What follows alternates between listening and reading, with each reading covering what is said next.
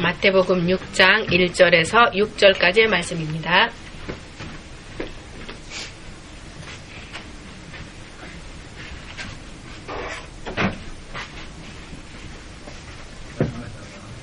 모두 다 찾으셨습니까? 소리내서 읽겠습니다. 사람에게 보이려고 그들 앞에서 너희 의를 행치 않도록 주의하라. 그렇지 아니하면 하늘에 계신 너희 아버지께 상을 얻지 못하느니라. 그러므로 구제할 때 외식하는 자가 사람에게 영광을 얻으려고 회당과 거리에서 하는 것 같이 너희 앞에 나팔을 불지 말라. 진실로 너희에게 이르노니 저희는 자기 상을 이미 받았느니라.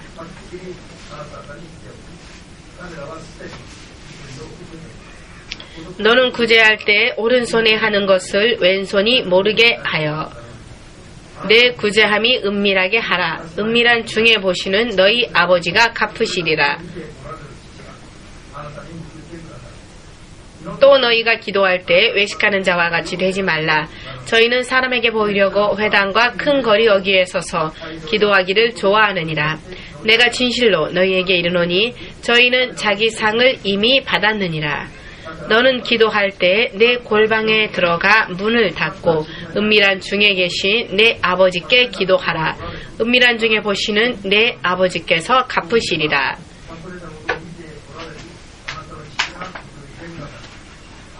아멘.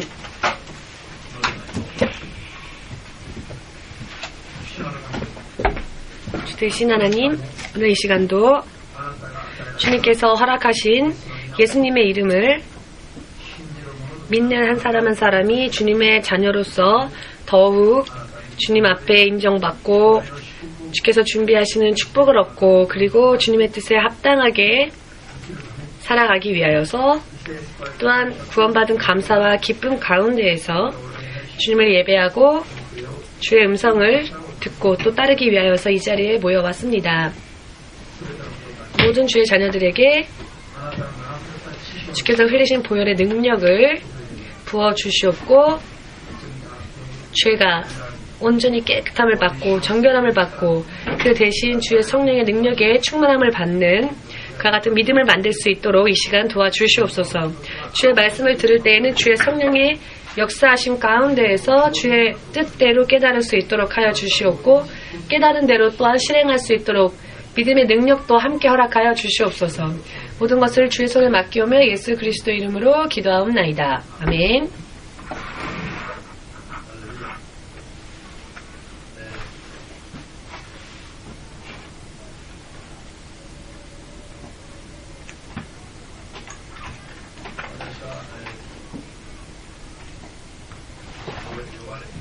제가 부름을 받고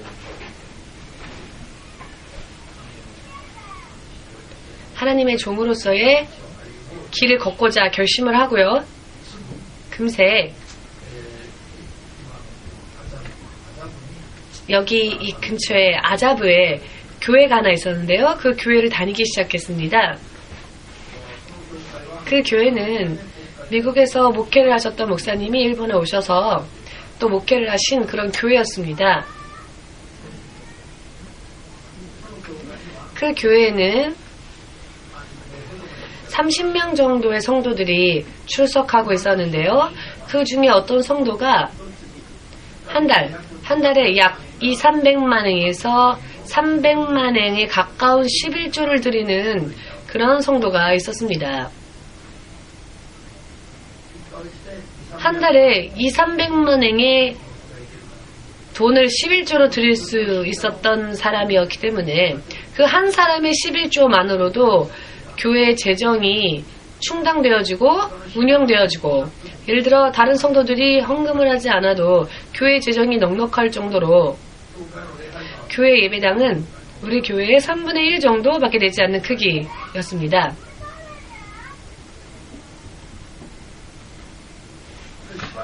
그런데 이 목사님은 그 교회를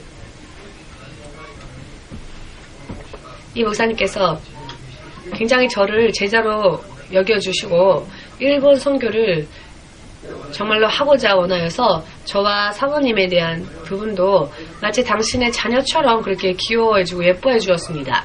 그래서 자주 만나자고 하시고 무슨 일이 생기면은 그 목사님 대신 저에게 목사님을 보조할 수 있도록 그런 일을 맡기시곤 하셨는데요.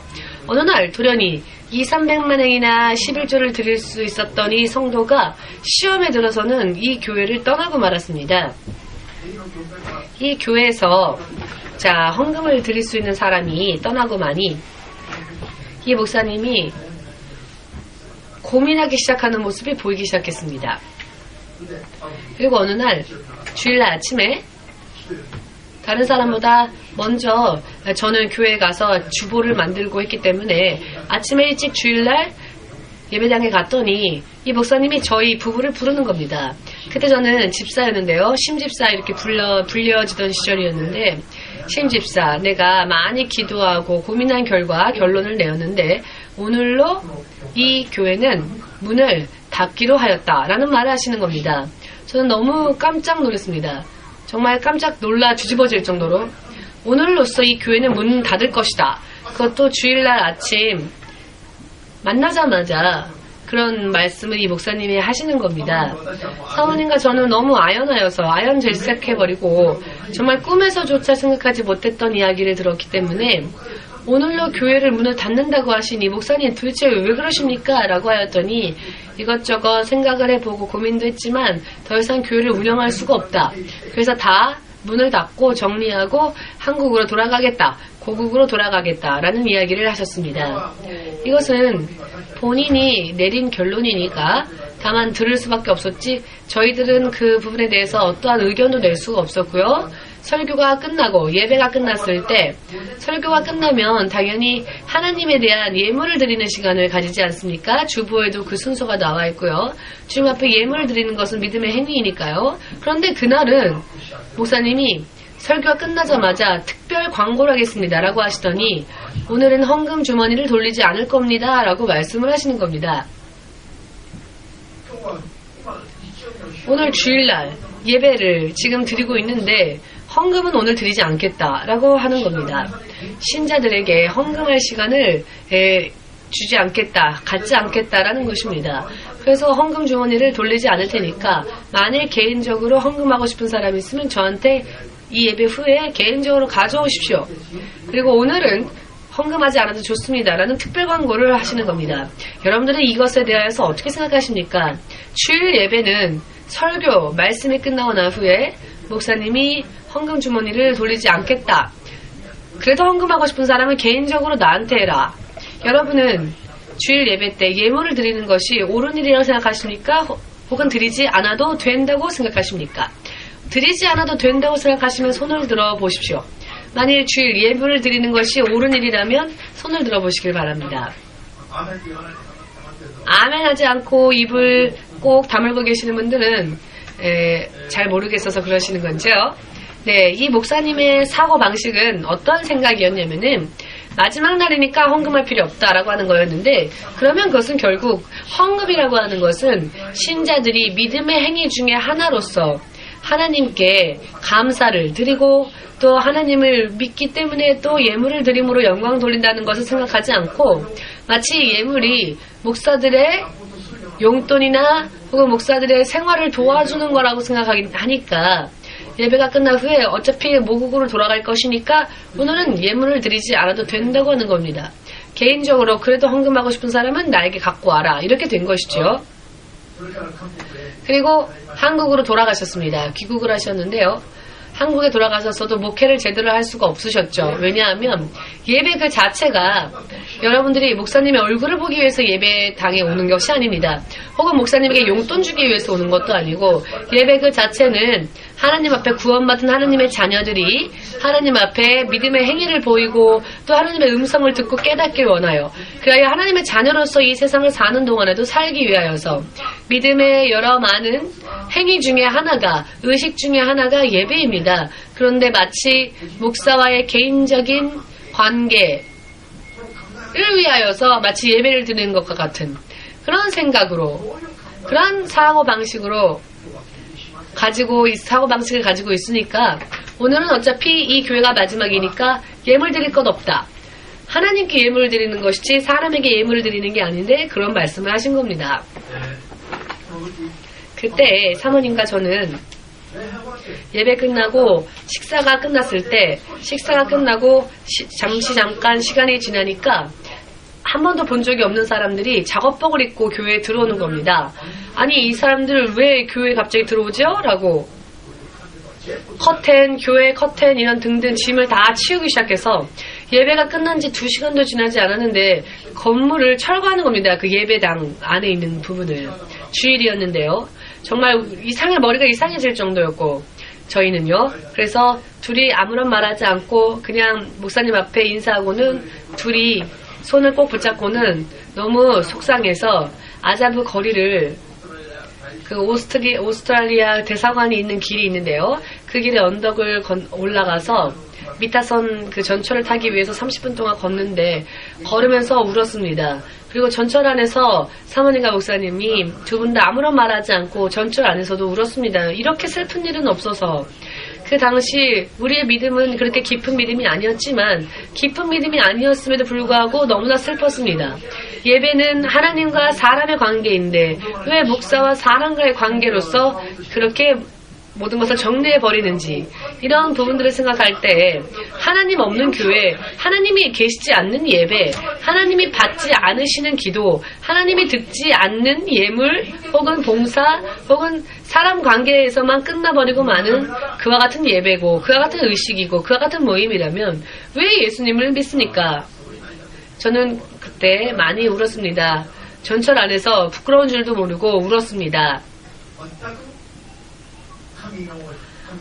하나님과의 관계, 하나님에 대한 것, 또 그것으로 인해 내 영혼이 구원을 받는다는 것은 아무것도 생각하지 않고 육의 눈으로 그저 육에 보이는 세상 속에서 인간 관계 속에서의 그런 어떤 교제인 것 마냥 그것이 예배이고 그것이 사람들의 모임인 교회인 것처럼 그렇게 하기 위해서 예수를 믿는 게 아닙니다. 믿으십니까? 만일 오늘의 설교를요 여러분들이 잘 들으시고 회개할 부분이 있다면 내가 깨닫지 못하는 사이에 혹은 내가 믿음의 지식이 없어서 혹은 아직 나의 믿음이 연약하여서 만일 오늘의 설교를 듣고 내 안에 나도 모르게 범한 죄가 있고 아직도 그 죄를 계속 범하고 있는 부분이 있다면은 오늘 예배가 끝난 후에 다 함께 회개하는 기도 시간을 가질 때 하나님 앞에 회개하고 하나님과의 옳은 관계를 맺을 필요가 있습니다. 그러니 여러분 오늘의 말씀도 잘 들어주시기 바랍니다. 이런 사연으로 이 교회가 문을 닫고 말았습니다. 그 교회가. 그리고 나서 교회가 문을 닫았기 때문에 다른 교회를 다니게 되었는데요. 그 교회에는 두 부부가 있었습니다. 집사님 부부가 있었는데요. 그날 먹을 양식, 그날 먹을 쌀도 없고 예배당에 그 야증을 낼 돈도 없고 자기들이 살 집도 없고 그래서 이 집사 부부가 다른 사람 집에 신세를 지면서 교회를 개척한 그런 교회였습니다. 그래서 어떻게 해서 겨우겨우 조그만 공간을 빌려서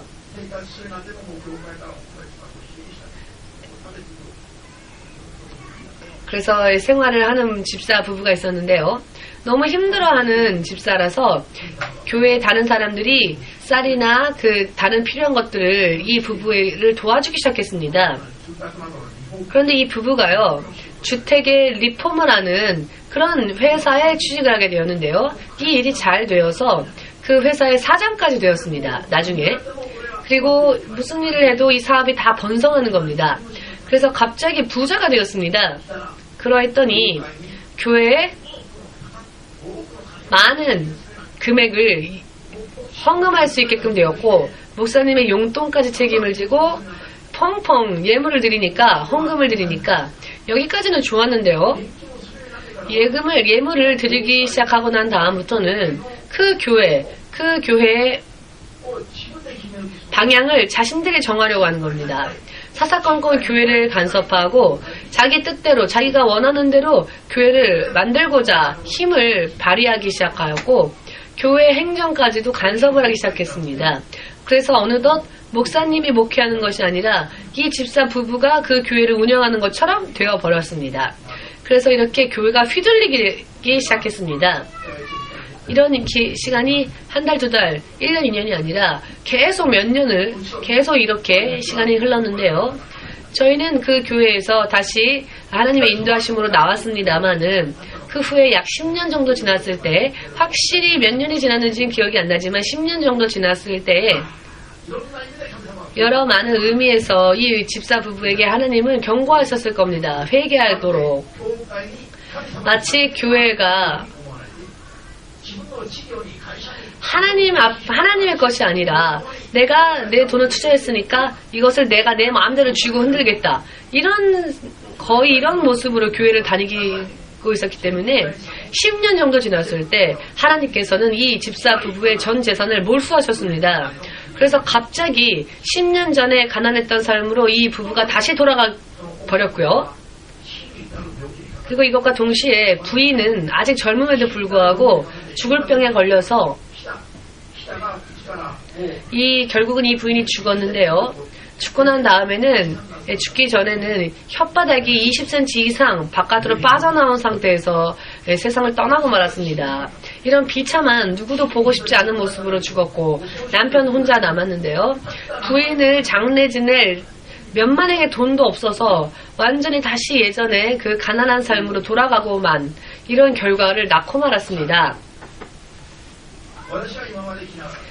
제가 지금까지 삶을 살아오면서 교회 안에서 믿음 안에서 여러 많은 사람들의 이야기를 들었고 또 보았고 하나님의 성경에 기록되어진 말씀은 또 어떻게 실현되어지고 또 심판이 어떻게 이루어지는지를 보고 왔습니다. 제가 여러분들에게 오늘 말씀드리고 싶은 것은 땅끝 선교 교회에 보내심을 받은 여러분들은 이 마이크를 통하여서 예수의 말씀을 듣는 사람들은 절대로 예수님을 열심히 믿고 혹은 적당히 믿고 혹은 잘못된 방향으로 믿고 달려서 마침내는 약속되어진 축복은커녕 저주받고 마는 멸망하고 마는 그와 같은 사람들이 단 한 명도 나와서는 안 된다는 것, 이것을 확실하게 오늘 여러분들에게 말씀드리고 싶습니다. 말씀드리지 않아도 그러나 이와 같은 것들은 여러분들이 아셔야 합니다. 이와 같은 말씀들은 정말 전하지 않으면 안 됩니다. 이와 같은 이야기들을 일본말로 표현으로는 말하게 하시니 말하겠습니다 라고 하는 표현이 있는데요. 그런 것이 아니라 말하게 하지 않아도 말해야 합니다. 내 자리에 빨리 앉으십시오.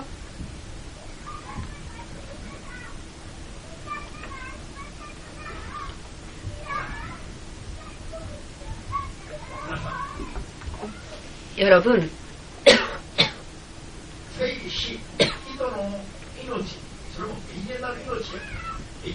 생사 또한 재앙, 사람의 인생의 모든 것을 한 손에 주시고 통치하시고 통괄하시는 하나님을 우리는 믿고 있는 것이고, 그 하나님의 이름이 바로 예수님이십니다. 신들이라 불려지는 존재들은 이 세상에 많지요. 그러나 생명과 죽음으로 보이는 세계 혹은 보이지 않는 세계까지도 심판하시고 또 영원한 세계까지 모든 것을 통치하실 수 있는 단 한 분, 그 하나님은 바로 예수님이십니다.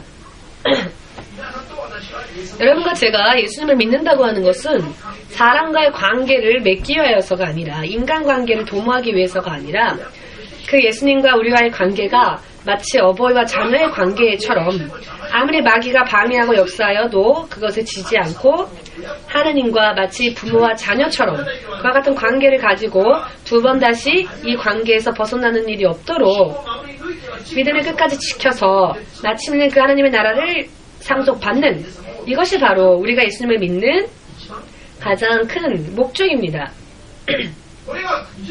그런데 이것이 무너져 버리면 이 이외의 것은 아무리 손에 들어온다 할지라도 그것은 삶에 있어서 아무런 의미가 없습니다.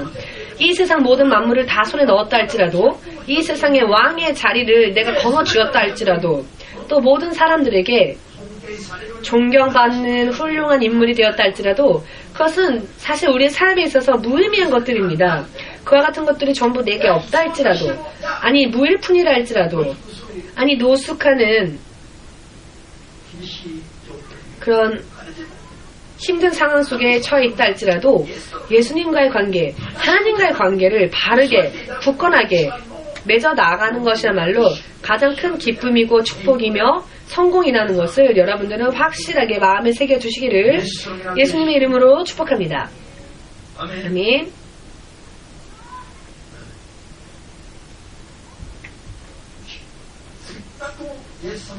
모처럼 예수님을 영접하였고 예수님이 하나님이라는 것을 인정하는 사람이 별로 없는 이 세상에서 모처럼 예수님이야말로 하나님이시고 단 한 분이신 창조주라는 것을 믿고 그리고 또 하나님의 자녀로서 바르게 산다면 진실로 상상을 초월하는 축복으로 하나님을 인도하실 터인데 예수님을 영접하고 난 다음에도 아직도 적당하게 믿고 결과적으로는 멸망하고 패망에 이르는 그와 같은 크리스찬들이 오히려 천국까지 무사히 갈 수 있는 신자들보다 비교할 수 없을 정도로 더 많다는 것. 한 사람 한 사람을 영적으로 진단하면은 그것이 금세 눈에 들어옵니다. 모두가 교회에 와서 앉아있다고 해서 다 하나님이 인정하시는 신자가 아닙니다. 하나님이 인정할 수 없는 사탄이 좋아하고 사탄이 기뻐하는 그러나 본인은 나는 하나님 앞에 인정받고 있다라고 생각하는 사람들이 세상에는 너무나 많습니다. 그리고 진정한 크리스찬들보다 그런 크리스찬들이 더 많습니다. 그러나 하나님이 인정하시는 믿음의 그릇, 하나님이 인정하시는 믿음을 가져서 어떠한 일이 있더라도 하나님께서 인정하시고 반드시 구원에 이르는 믿음 위에 서야 합니다. 그렇게 기도를 하고 있는데요. 여러분들의 마음이 열지 않으면은 그와 같은 기도도 여러분들 것이 되지 않습니다.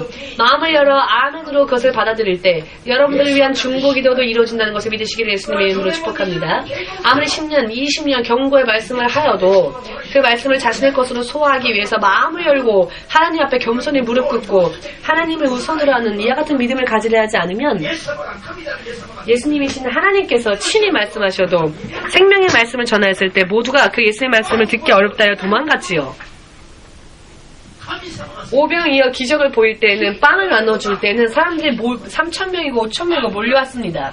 그러나 예수께서 생명의 말씀을 얘기하실 때에는 이런 말은 듣기가 어렵다. 누가 들어주겠느냐? 라고 하여 떠난 사람들의 숫자가 셀 수 없을 정도로 더 많았죠. 때를 지어 떠났습니다.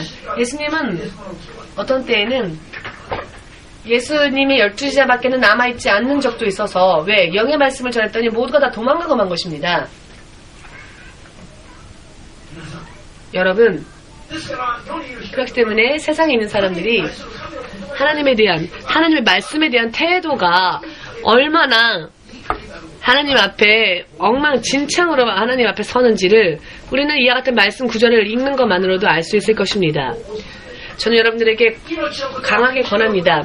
생명의 말씀을 잘 듣고 분별하여서 이해되지 않다 할지라도 예수님의 말씀이라면 믿어서 영원한 생명에 그 예수님 앞에 먼저 나아가고 어떠한 일이 있다 할지라도 그 속에서 단 한 발자국도 벗어나는 일이 없도록 주 예수님의 이름으로 여러분들에게 권하겠습니다. 그렇게 하시도록. 여러분들이 들어도 듣지 않아도 그것은 여러분들의 자유입니다. 다만 하루 이틀을 어떻게 살았느냐, 어떠한 믿음을 가지고 살았느냐에 따라서 하나님께서는 우리의 삶을 정리하시고 계산하십니다. 지금은 오랫동안 참고 기다리시지만 하나님께서 막상 심판하시는 순간에 다가오면 변명할 수도 없습니다. 그 앞에서는 하나님은 반드시 보신 대로 들으신 대로 정리하시고 플러스인지 마이너스인지를 보시고 결론을 내리십니다. 결론이 내려지면 하나님도 그것을 돌이키지 않으십니다. 그리고 하나님은 보신 대로 들으신 대로 확실하게 심판하십니다만 그때에는 우리들의 운명이 시비가 엇갈리겠죠. 어떤 사람은 영원히 기뻐할 것이고 어떤 사람은 영원히 이를 갈면서 울 수밖에 없을 것이고 성경이 그것을 전하고 있습니다. 할렐루야. 10년이고 20년이고 아니 3년이고 5년이고 아니 1년 2년 믿음 생활을 하면 예수님이 어떤 분인지를 알기에는 충분한 시간들입니다.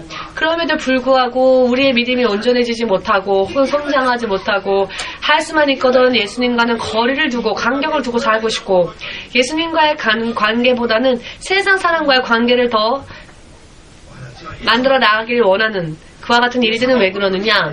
우리가 정말로 믿음이 사실은 없기 때문입니다. 우리가 예수를 정말 믿는다면 너의 나라 고국을 다 버리고 너의 일도 다 버리고 나를 따르라라고 말씀하신다 할지라도 아멘 해야 할 것입니다. 가족을 버리고 나를 따르라라고 하신다 할지라도 할렐루야 아멘하고 따라야 할 것입니다. 그것이 기뻐서 그렇게 하는 것이 아니라 예수님을 따르는 것이 그것이 우리에게 진실로 복된 것임을 알기 때문에 그리고 언젠가는 예수님이 다 보상해 주시고 갚아 주실 걸 알기 때문에 가족을 버릴 수 없고 국가와 민족을 버릴 수 없고 그리고 나의 하는 일을 버릴 수도 없죠. 그것은 버릴 수 있을 만한 것이 아닙니다. 그러나 버릴 수 없는 것이라 할지라도 만약 주님께서 버리고 나를 따르라 하실 때 그 예수님을 따른다면 예수님은 그 믿음을 인정해 주시고 언젠가는 내가 포기한 것보다 더 비교할 수 없을 정도의 것을 영원히 허락해 주시기 때문에 지금 버릴 수 없는 것까지 버리고 울면서라도 주님을 따라가는 것입니다. 아 이건 버릴 수 없어. 아 이건 포기할 수 없어. 하면서 계속 그것을 붙잡고 있다 보면은 예수님과의 거리도 좁혀지기는커녕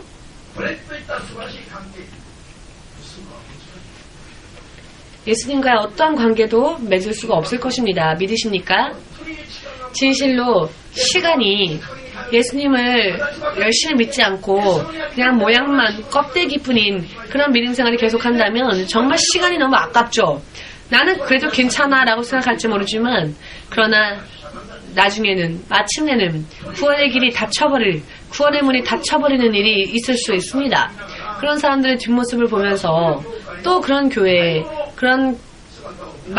마지막 모습을 보면서 저는 운 적도 있었고 정말로 나는 열심히 해야 되겠다라고 결심한 적도 있었고 그때마다 많이 기도했습니다. 그와 같은 모습들을 볼 때마다.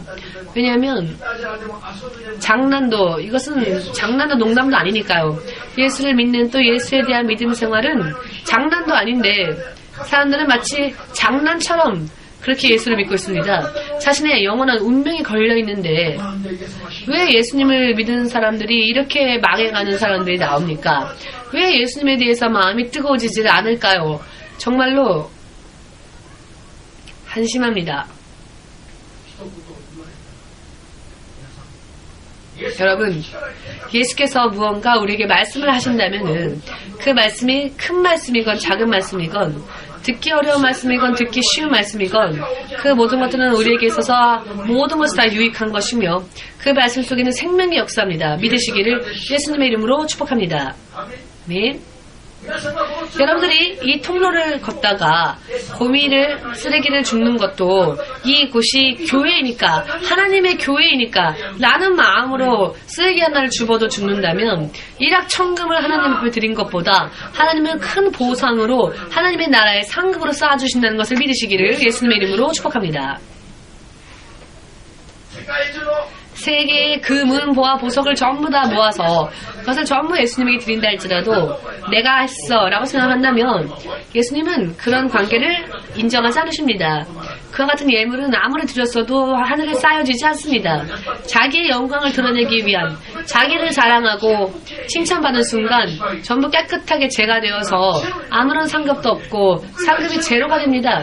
상급이 제로가 되는 것뿐만이 아니라 예수님과의 관계도 이상해져 버릴 수 있다는 것을 지금 확실하게 깨달으시기를 예수님의 이름으로 축복합니다.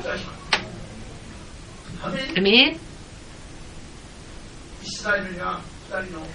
이스라엘은 사울 그리고 다윗이라는 두 왕이 있었습니다. 이 두 왕의 이야기는요 여러 각도로 보아도 재미있고 또 의미가 깊습니다. 사울은 겸손했었고 나는 부족한 자이다, 나는 제일 작은 자다라고 자기 스스로를 겸손하게 생각했을 때 그는 이스라엘의 왕이 되었습니다. 그는 짐 사이에 숨어 있었지만 하나님은 숨어있는 사울을 하나님께서는 꿰뚫어 보시고 숨어있던 그를 불러내셔서 이스라엘의 왕으로 기름 부으셨습니다. 그런데 이 사울이 그렇게 왕이 되었더니 이제는 자기 생각들이 머리를 치켜 세우기 시작했고 하나님의 말씀이 들려와도 하나님께서 하나님 앞에 범죄한 아말렉을 철저하게 진멸하라고 말씀하셨음에도 불구하고 철저하게 진멸하는 일은 도중에 그만두고 하기는 했습니다. 그러나 끝까지 충성되게 하지 않고 진멸하라 라고 하시는 말씀은 마지막 한 사람도 남김없이 다 멸망시켜라. 이게 진멸인데요. 그러나 이 사울은 병사들의 말을 듣고는 하나님의 말씀을 끝까지 지키지 않지요. 하나님의 말씀도 중간까지 지키긴 했으니까 이제는 사람들의 이야기도 귀 기울여줘야지 라고 생각하여 살찐 소와 염소, 양의 떼를 조금 떼어두었고 또 아말렉의 왕 아각은 살려둔 채로 생포하였죠. 그러나 그도 나름대로 변명은 있었습니다. 이 가축의 무리들은 하나님께 제사 드리기 위해서 떼어놓은 것이다. 자, 좋은 사람이 생각할 때는 좋은 생각 같지요. 그러나 이런 육적인 생각은 우리가 경계해야 합니다. 하나님의 말씀은 멋있어 보이지 않아도 따르기 어렵다 할지라도 하나님의 말씀은 무시하고 사람의 이야기를 받아들인다면 그것은 실족해 만드는 함정이 됩니다. 그렇기 때문에 교회에서는 미팅을 잘 안 하죠. 왜냐하면 미팅은 하면 한 만큼 여러 사람들의 이야기가 나오기 시작하고 그렇게 되면 하나님을 따르는 것이 아니라 세상의 생각에 세상의 수준에 맞춰버릴 수밖에 없습니다. 난 좋은 아이디어 가지고 있는데 왜 여기 목사님은 내 좋은 이 아이디어를 들어주지 않지? 라고 생각한 분이 있다면 지금 회개하시기 바랍니다. 당신이 하나님이 아닌 한 죽을 때까지 그럴 일은 없습니다. 내가 하나님의 자리에 앉고 싶다고 생각한다면 자, 그런 생각을 품어도 좋겠지만은 그러나 하나님의 자녀가 되기를 원하신다면 그런 생각들은 다 버리고 하나님 앞으로 돌아와서 생명의 구원을 획득하시기를 예수님의 이름으로 축복합니다. 하나님이 되고자 원하여 교회에 오셨습니까? 혹은 하나님의 자녀가 되고자 원하여 이 자리에 오셨습니까? 하나님의 자녀가 되어서 영원한 생명을 거두기 위해서 지금 여러분들이 오셨다는 것을 저는 믿습니다. 그러나 세상의 크리스천들은 하나님의 자리를 하나님을 내쫓고 자기가 앉아있는 사람들이 많습니다. 눈앞에 심판의 때가 닥쳐왔음에도 불구하고 눈치채지 못한 채 열심히 달리고 있죠. 여러분,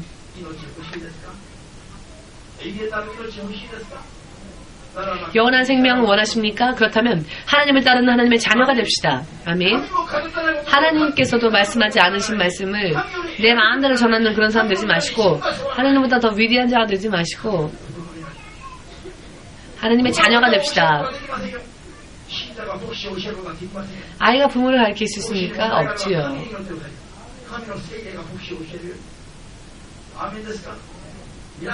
여러분, 어느 교회를 가더라도 마찬가지입니다. 여러분들이 다니는 섬기는 교회 목사님, 그 목사님에게 여러분들이 가르친다면 그러면은 사탄의 먹이가 되고 그러면은 그 속에서 영원히 그것이 죄라는 것을 깨닫지 못하게 됩니다. 이 같은 것들을 여러분 깨달으시기를, 여러분들이 어느 곳에 가건 앞으로 예를 들어 이사를 가서 중국에 가건 미국에 가건 여러분들이 섬기는 교회 목사님이 만에 부족하다면 그 목사님을 위해서 기도하십시오. 그 목사님의 성령으로 인해 온전히 설 수 있도록 여러분들이 그 목사님을 가르치려고 하는 순간 여러분들이 하나님이 되어버립니다. 이와 같은 이야기들을 들을 때 이것을 오히려 기뻐한다면 하나님의 자녀가 될 가능성이 충분합니다. 그러나 이와 같은 것을 깨닫지 못하면 아직도 사탄의 지배하에 있다는 것이라는 것을 믿으시기를 주의 이름으로 축복합니다. 성령께서 준비하지도 않은 말씀까지 다 전하게 하시네요. 지금 너무 심각하니까 사태가 머리에도 없었던 그런 이야기들을 지금 전하게 하시네요.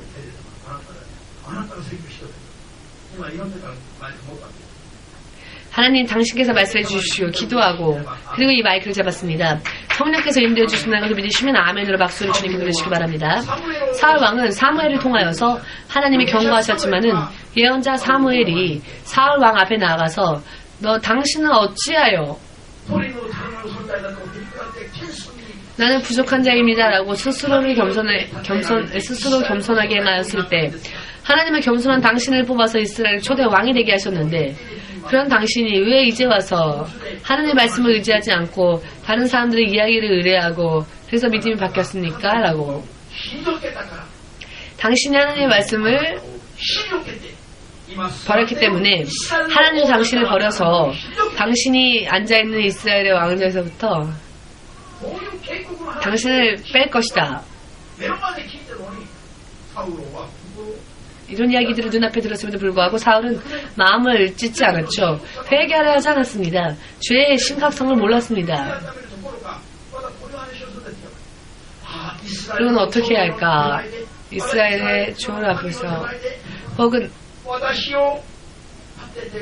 이스라엘의 병사들 앞에서 나를 세우시고 나의 체면을 좀 세우시고 저와 함께 당신의 하나님을 섬기게끔 하여 주십시오라고. 지금 버림받는다라는 마지막 경고의 말씀 들으면서도 또다시 병사들 앞에서 자신의 체면을 세워달라고. 체면을 생각하는 인간에게 사람의 눈에 자기가 어떻게 비치는지만을 생각하지 하나님 앞에서는 버림받게 되었는데 그것을 생각하지 않고 사람의 눈앞에 자신의 입장, 자신이 어떻게 될지, 자신의 체면이 어떻게 될지 이것만 걱정하고 있죠.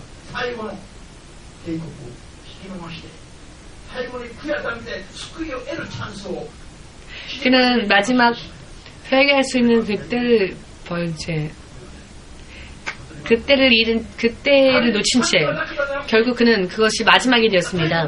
그에게 찬스가 없었던 것이 아니라 찬스가 있어서도 들으려 하지 않았죠. 왜입니까? 하나님과의 관계, 하나님의 나라에 관심이 있기보다는 사람의 관계, 인간 세상에, 사람 사회에 더 관심이 많았기 때문이었다는 것을 믿으시기를, 확실하게 믿으시기를. 아멘. 누구라도 이와 같은 믿음을 가지면 언젠가는 자기는 스스로 깨닫지 못합니다. 자기는 자기가 왕이라고 생각하니까, 자기는 하나님 앞에 인정받아서 이스라엘에서 가장 큰 그런 자가 되었으니까 사울은 누구보다도 자기 믿음이 좋다고 생각하지요. 더나라 지금 왕이니까 백성들 앞에서 왕으로서의 채통을 좀 차려달라고 이런 것들을 생각하고 있죠. 체면이 어찌됐건 사람들이 인정해주는 게, 사람들이 칭찬하는 것이 우리를 하나님의 나라로 갈 수 있게끔 할 수 있는 능력이 있습니까? 그런 능력은 없습니다. 사람이 무시해도 핍박해도 박해해도 하나님 앞에 인정받는 믿음에 서시기를 주 예수의 이름으로 축복합니다. 사람이 봐줬으면 좋겠다라고 생각하는 순간 당신이 행한 모든 행위는 상급을 다 까먹고 맙니다. 사람에게 칭찬받고자 원하는 순간 당신이 행한 모든 행위는 하나님 앞에 제로가 됩니다. 그것뿐만 아니라 하나님과의 관계도 이상하고 위험해집니다. 이것을 깨달으시기를 예수님의 이름으로 축복합니다.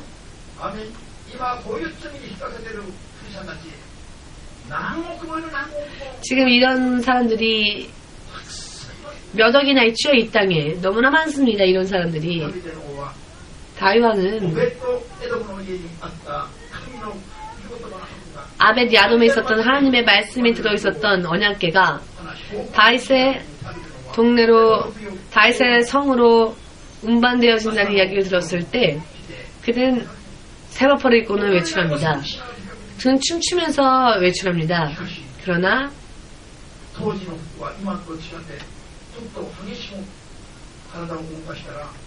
그때의 옷은 지금의 옷과는 틀려서요. 심하게 움직이면 옷이 찢어지기도 하고 벗겨지기도 했던 모양입니다. 그래서 다윗은 하나님 앞에 너무 깊어서 찬양하고 춤추다가 나중에는 옷이 벗겨졌는데, 그래서 사람들 앞에 수출이 당하게 되었는데, 이 광경을 보는 왕비가 다윗을 보고 비웃습니다. 아니, 부끄러움도 모르고 어떻게 왕인 자가 백성 앞에서 벌거벗은 몸이 되어서 춤을 추고 있습니까? 참 왕으로서 참 좋은 걸 보여주시네요 라고 왕비가 다윗에 대해서 이렇게 비웃습니다. 하나님을 찬양하고, 그래서 조금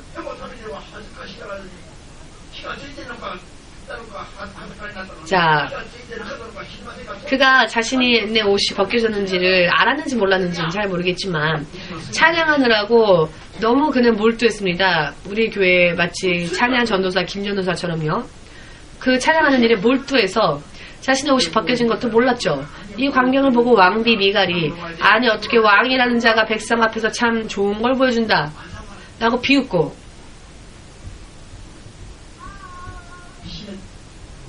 괴롭혔죠. 그때 왕이 다윗이 왕비 미갈에게 무슨 말을 하냐면 사람이 무슨 말을 하건 내가 벌거벗은 몸이 되어서 수치와 부끄러움을 당하는 일이 있다 할지라도 당신의 아버지 사울로부터 그 왕위를 빼앗아 나에게 왕위를 주신 나를 왕으로 세워주신 이 하나님을 나는 찬양하지 않을 수가 없다. 내가 찬양한 것은 나를 이렇게 세우시고 나를 축복하신 그 하나님을 찬양한 것인데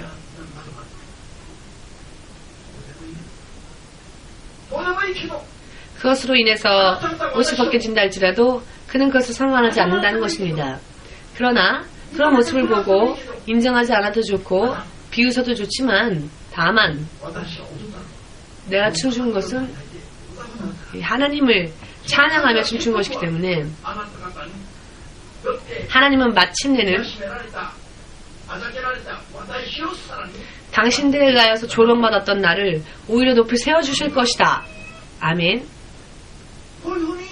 이와 같이 사람들에게 비웃음을 당하면서도 다윗은 하나님을 향한 믿음을 고백하였고 하나님에게 보여야 할 믿음의 행위를 포기하지 않고 계속적으로 보였습니다. 그 결과 다윗은 이스라엘의 초대왕, 이스라엘의 왕들 가운데에서 가장 강력한 국가를 건설할 수 있게 되었습니다. 그 사람이 바로 다른 어느 누구도 아닌 다윗 왕입니다. 왜 이렇게 되었느냐?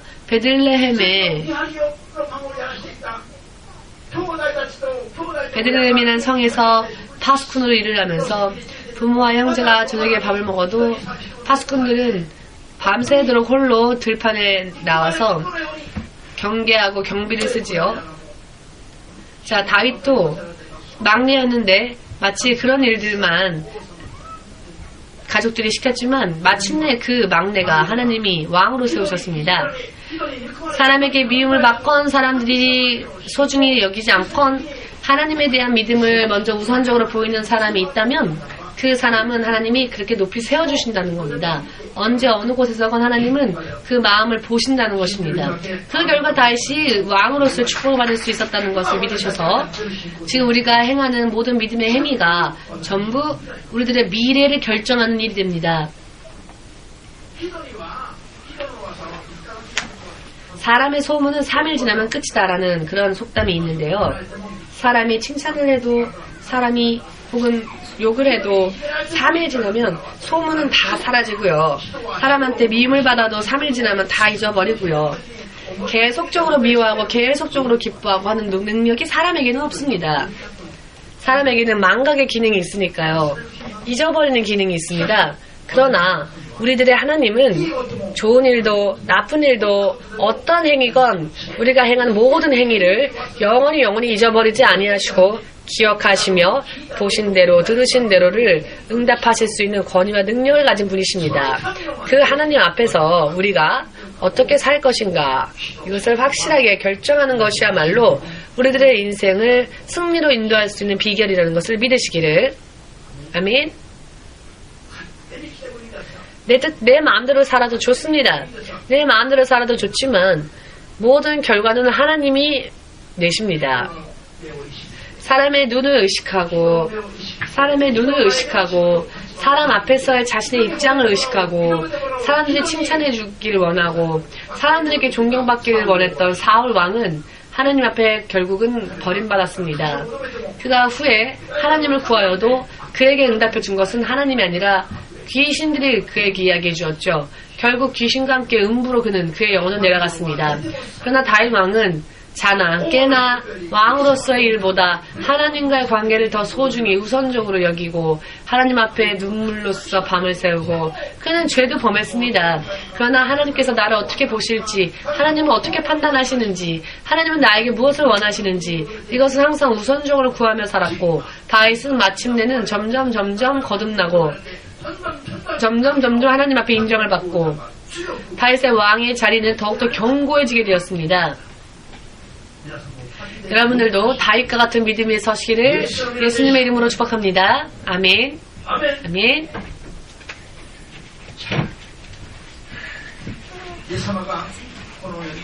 예수님께서 이 땅에 오셨을 때 가장 예수께서 강하게 화내시고 질책한 사람들이 누구인가 하면은 당시 이스라엘 백성의 영적 지도자였던 바리새인들과 서기관들이었습니다. 알기 쉽게 바꿔 말한다면은 율법의 말씀들을 한 점 한 점 한 획 한 획까지 세워가면서 연구했던 그런 율법학자들에게 예수께서 분노하셨는데요. 어떻게 분노하셨냐면 이 독사의 자식들아 누가 너희에게 말해주었느냐 너희가 지옥의 심판 그 임박한 진노의 심판으로부터 벗어날 수 있으리라 누가 너에게 얘기해 주었느냐 지옥의 심판으로부터 벗어날 수 있겠느냐 라는 말씀이었죠. 이 독사의 자식들아 이렇게 바로 얼굴을 마주보고 그렇게 질책하신 사람들이 다른 누구도 아닌 이스라엘의 지도자들이었습니다. 율법의 말씀들을 1.1까지 다 세어가며 깊이 그냥 넓게 깊이 연구했다면은 하나님 뜻을 알았겠지만 깊이가 아니라 그냥 넓게 많이 공부만 해서 지식은 많이 가지고 있었지요. 그런 지도자들이 예수님 앞에 지옥에 갈 자들이다라는 말씀을 듣습니다. 얼마나 듣기 어려운 말씀입니까? 정말 깜짝 놀라서 예수님 앞에 금세 무릎 꿇고 예수님 용서해 주십시오라고 말할 수밖에 없는 죄이죠. 이 죄란 무엇입니까? 그들은 하나님을 믿지 않았기 때문이 아니었습니다. 하나님의 말씀을 지키지 않았기 때문이 아닙니다.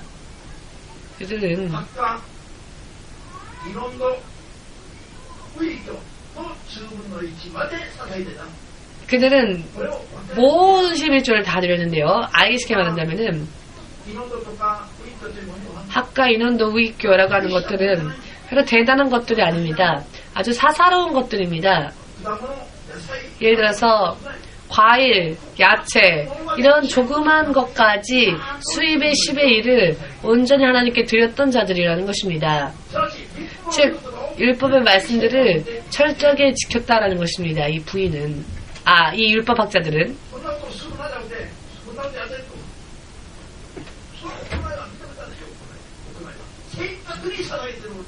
자, 정확하게 하나님께 바치는 그 믿음의 행위는 예수께서 인정하셨습니다. 그러나 너희는 그것을 해야 한다고 생각하여 그것을 잘 지키면서 그것보다 더 소중한 것은 하나님 앞에 오히려 바치고 있지 않다. 그게 무엇이냐면 율법 가운데에서 그것도 해야 되고 이것도 해야 되지만 그것을 할 때 함께 해야 할 가장 소중한 것 하나님의 정의를 구하는 마음, 하나님의 의를 구하는 마음, 하나님을 아는 지식을 구하는 마음, 하나님의 축복과 은혜를 구하는 마음, 믿음으로 드리는 마음, 행위만 보이고 껍질만 보이고 정말로 마음으로부터 드려야 할, 마음으로부터 하나님으로부터 칭찬받아야 할, 하나님의 의를 구하고 하나님에 대한 지혜를 구하고 하나님이 약속하신 축복들을 살 수 있도록 믿음으로 드리는 가장 소중한 것, 몸뿐만 아니라 마음뿐만이 아니라 정신, 영혼까지 믿음으로 드려야 한다는 이야기. 이와 같은 것들은 무시하고 살았던 거죠. 이 의미를 다시 설명하겠습니다. 잘 들으시면 영의 귀가 열릴 것입니다. 예수님은 이와 같은 계명은 지켜야 한다. 그러나 너희는 하나님께서 이렇게 눈에 보이는 모양만 보신다고 생각하죠. 그러나 그것은 잘못된 것입니다.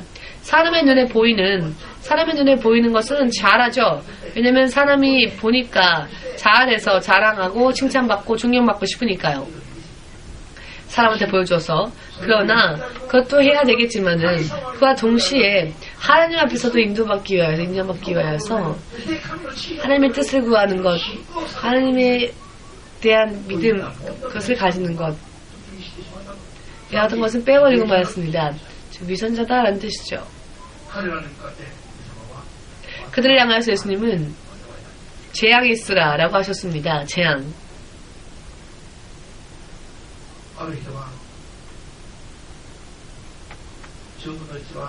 어떤 사람은 11조는 구약시대의 율법이기 때문에 지키지 않아도 된다. 지금은 신약시대이니까 라고 하시는 분들이 있지만 마태복음 23장 23절을 통해 예수님은 신약성경을 통해서도 말씀하셨습니다.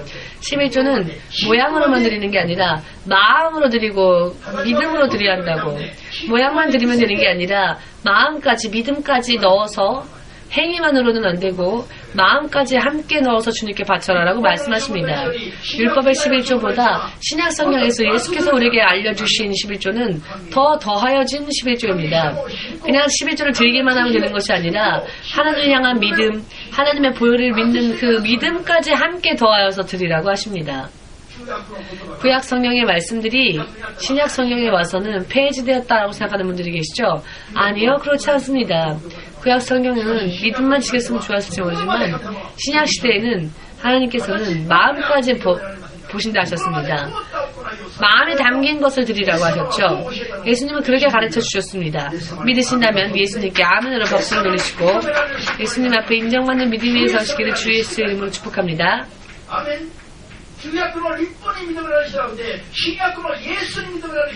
구약의 율법에 인정받는 자가 되지 마시고 신약의 예수님이 인정하시는 자가 되고, 예수님은 율법 폐하러 오신 것이 아니라 율법을 완성시키시고 생명까지 허락하시는 분이라는 것을 믿으시기를 예수님의 이름으로 축복합니다. 구약의 율법에는 부활이 없습니다. 그러나 신약의 예수님에게는 부활이 있습니다. 믿으십니까? 그리고 말라기 3장 7절 이하 말씀에서 전하는 11조에 대한 계명은 말라기서는 구약성경 마지막 책이었죠. 의미를 아시겠습니까? 이미 빠르신 분은 벌써 깨달으셨다고 생각합니다만은 구약시대의 마지막 책, 그게 말라기입니다.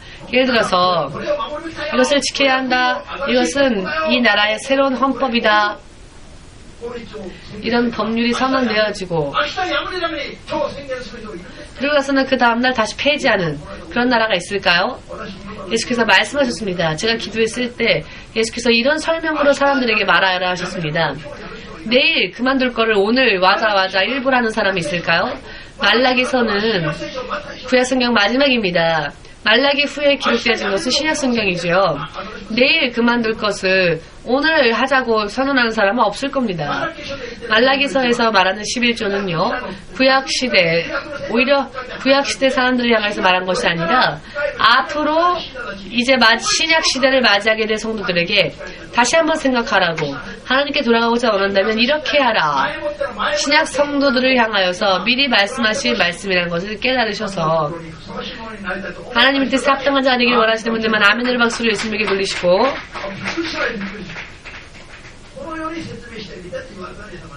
이렇게 설명해 보아라 라고 일주일 전에 예수께서 말씀해 주셨습니다.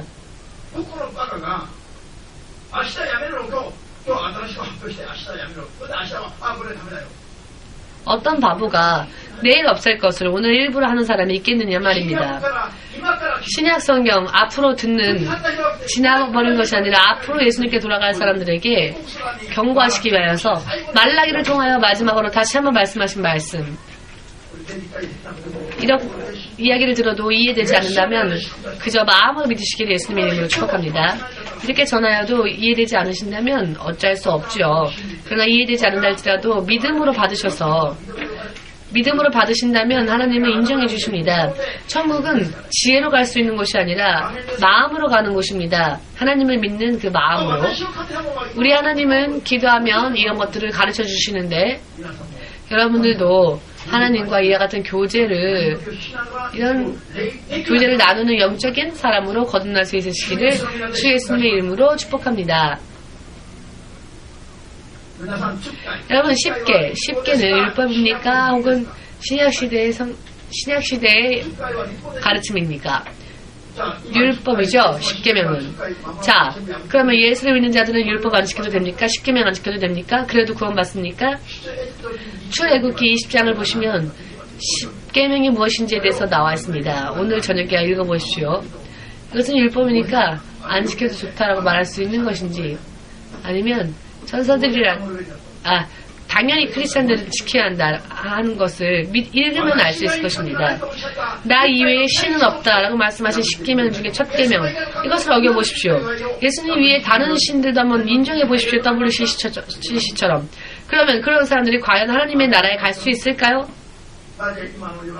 왜 지금 오늘날 이 세상에서는 WCC와 같이 다른 종교들까지 인정하는 걸까요? 그것은 사람들 앞에 인정받고 존경받기 위해서입니다. 하나님과의 관계를 생각하지 않고 이미 사탄의 지배하에 들어가 버린 사람들의 것을 깨달으시길 예수님의 이름으로 축복합니다.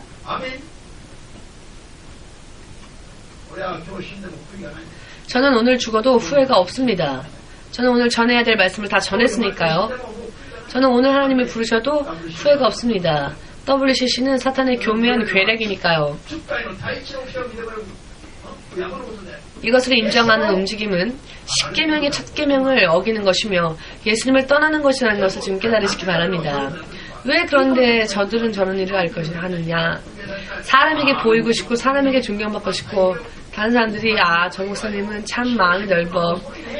근데 심호성 목사님은 안 돼 하니까 참 마음이 좁아.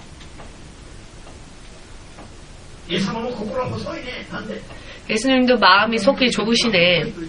왜? 천국 가는 길은 좁다고 하셨으니까. 예수님을 닮는 분이 되시기 원한다면 아멘으로, 세상 사람들에게 인정받는 사람들이 되고 싶다면 세상에 아멘해 보십시오. 그러나 그것은 결국 사탄에게 아멘하는 일입니다. 아무도 속지 않으셨네요. 여러분들은 영적으로 아주 훌륭합니다.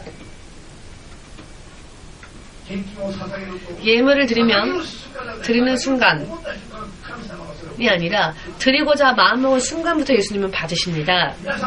여러분, 예물은 언제부터 하나님 받으시느냐? 여러분들이 예수님 앞에 갖고 왔을 때부터가 아니라 이것을 드려야지라고 마음먹은 순간부터 예수님은 받으십니다. 아멘 되십니까?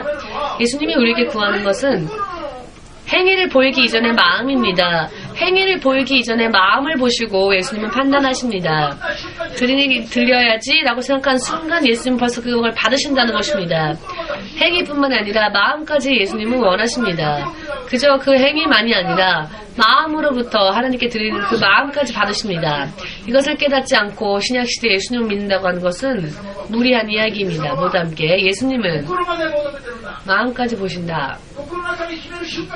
마음속에 결정한 순간 다 받으신다. 아멘.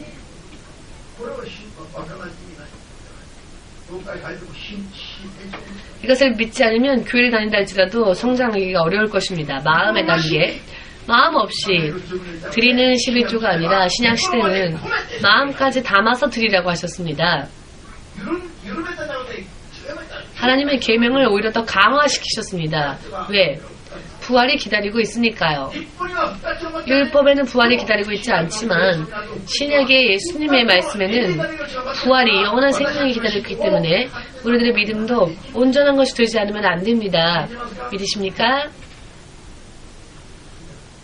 온전한 것이 되어야 할 것입니다. 그렇기 때문에 무슨 일을 하건 마음의 단계에서부터 하나님은 받으신다는 것. 여기에 올 때 건축 헌금을 드렸을 때예요. 이 교회를 옮기기 전에 어떤 성도님이 의심했던 모양입니다. 의심하고 잠이 들었는데 하나님이 꿈속에서 보여주시는데 여러분들이 드리는 건축 헌금을 목사가 봉투를 열어서 확인도 안 하고 다 모아서는 크고 높은 산에 올라가서 그대로 하나님께 드리고 내려오는 모습을 꿈에서 보았답니다. 목사님은 봉투도 열어보지 않고 계산도 하지 않고는 성도들이 바친 건축 헌금을 모조리 모아서 바로 예수님에게 드리고 내려오더랍니다. 자, 여러분들이 드린 예물은 즉 목사에게 인정받기 위해서 칭찬받기 위해서가 아니라 목사에게 보이기 위해서가 아니라 하나님 앞에 인정받고 하나님이 보시고 하나님으로부터 영원히 상급받기 위해서라는 것을 믿으시기를 예수님의 이름으로 축복합니다. 이것을 생각하지 않고 사람에게 인정받고 사람에게 존경을 받고 싶다라고 원하는 순간 어떻게 되느냐. 하나님으로부터 주어지는 상급은 제로가 된다는 것입니다. 하나님과의 관계도 이상해져 버린다는 것입니다. 내 영의 상태가 약해져 버리고 흐트러져 버린다는 것 깨달으십니까? 오늘은 2시간 정도 설교할 수 있다면 좋겠는데요. 아직 얘기하고 싶은 것을 반도 못했습니다. 왜? 지금 굉장히 중요한 이야기를 제가 전하고 있거든요. 어느 교회는 주보에 11조를 드린 사람들의 이름까지 다 쓴답니다. 그러나 이것은 사탄에게 속는 겁니다. 자랑하기 위해서 11조를 바쳤다는 것을 자랑하기 위해서 할 때 하늘에 올라간 상급이 오히려 없어집니다. 사람에게 칭찬받게 되는 순간. 어떤 교회는 봉투에 구멍까지 뚫어서 10,000행을 드렸는지 5,000행을 드렸는지 봉투만 보고도 금세 알 수 있도록 봉투에 구멍까지 뚫어서 그래서 봉투를 열지 않아도 금액을, 그 안에 있는 금액을 알 수 있게. 자, 여러분, 이것은 사람에게 보이고자 하는 것 아니겠습니까? 믿음이 바르게 성장하는 사람들은 칭찬을 받으면 오히려 그렇게 하지 말라고 말하죠. 아니, 목사님, 제가 제 믿음으로 하나님 앞에 상급 받으려고, 하나님 앞에 축복 받으려고 하는데 왜 사람들한테 얘기를 하시고 왜 저를 칭찬하셔서 제가 받을 축복을 깎아버리십니까? 라고 하여서 제가 부끄러웠던 적이 있었습니다. 내 믿음보다 당신 믿음이 더 대단하다. 칭찬해 주었더니 왜 칭찬하세요? 라고. 내가 믿음으로 행하기 때문에 하나님이 상급으로 주실 텐데 왜 이 상급을 다 엎으려고 하십니까? 라는 말을 듣고 제가 부끄러웠는데요. 사람이 하나님 앞에 드린 모든 행위를 사람이 칭찬해서는 안 된다. 자기 마음대로. 왜냐? 뭐처럼 드렸는데 결국은 다 쏟아버리는 결과가 되어버리니까요. 사람들에게 칭찬받으면 말입니다. 아멘 되시는지요? 지금 예수님은 그것을 말씀하시는 것입니다. 오늘 예수님은 그것을 설교하고 계시는 것입니다. 할렐루야. 아멘. 오늘 예쁘게 화장한 것은 옆에 사람한테 예쁘게 보이기 위해서입니까? 아니면 예수님 앞에 예쁘게 보이기 위해서입니까? 무엇을 하건 예수님이 보시기 때문에. 아멘.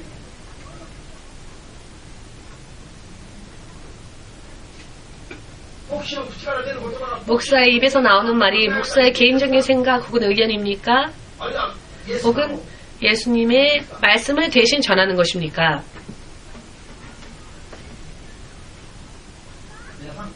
여러분, 눈에 보이는 목사를 보고 믿음 생활하지 마십시오. 목사를 쓰셔서 일하시는 예수님을 보시고 믿음 생활을 하시기를 바랍니다. 할렐루야. 모두 함께 목사님보다 예수님을 더 좋아하자. 내 부인보다, 내 남편보다, 내 자녀보다, 이 세상의 인간관계보다 예수님을 더 우선으로 하자. 아멘. 예수님 앞에 칭찬받으면 모든 게 만사 오케이입니다. 예수님이 주시는 상급은 그 어느 누구도 빼앗을 수 없습니다. 그러나 목사님이 칭찬하면 예수님으로부터 받을 상급까지 다 잃어버리는 결과가 됩니다. 의미를 이해하시겠는지요? 이와 같은 것이 영적인 또 비밀입니다. 다음 기회가 또 있으면 말씀을 다시 하고 싶은데요. 오늘은 시간이 있기 때문에 오늘의 말씀은 이것으로 마치겠습니다. 이제 우리가 예배가 끝나면은 올해부터는 예배 말씀을 통해서 나를 비추어 보고 내가 만약 범죄한 게 있다면 회개하는 시간을 앞으로 오랫동안은 계속 가지자라고 말씀을 드렸는데요. 이제 이 메시지를 끝내고 모두 함께 회개 기도를 하기를 원합니다.